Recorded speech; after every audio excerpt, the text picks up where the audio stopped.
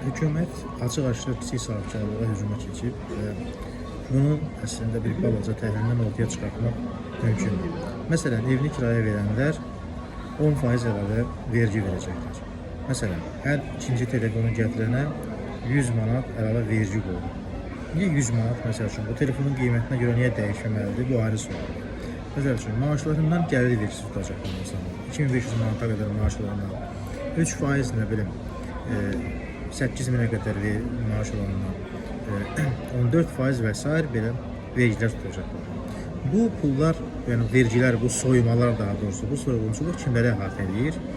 Nisbətən fərqli yaşayan, bir qədər normal yaşayan insanları əhatə edir. Yəni kiçik sahibkarlığı əhatə edir.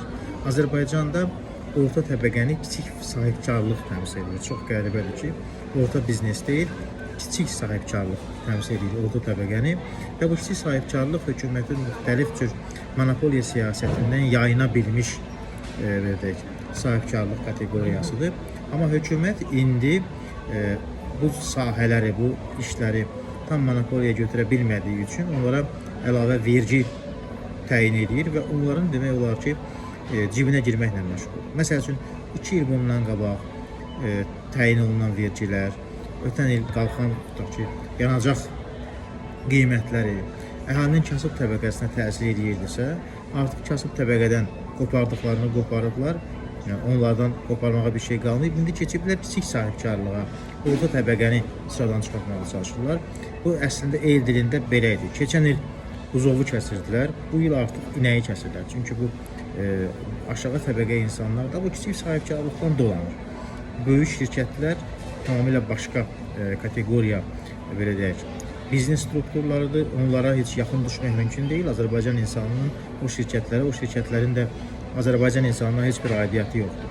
Yəni orada maaşa işləyən bəzi kateqoriya insanlar əslində müəyyən mənada Azərbaycanlı sayılırlar.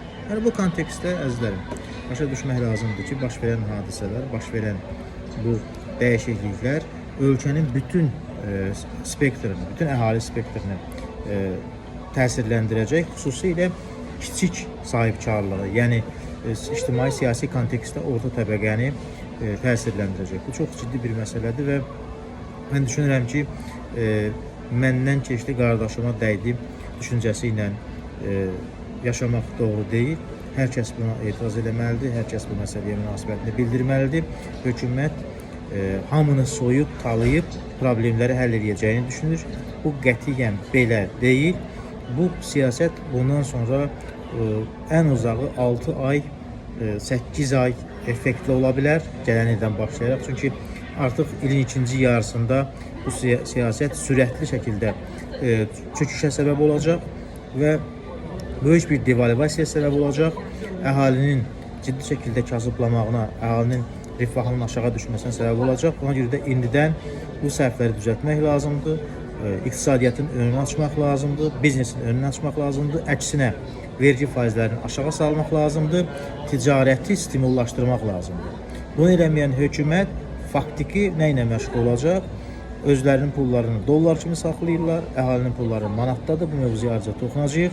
Dolları qaldıracaqlar və özləri 5 dəfə, 10 dəfə varlanacaqlar, əhali isə 5-10 dəfə təzədən kasıblayacaq.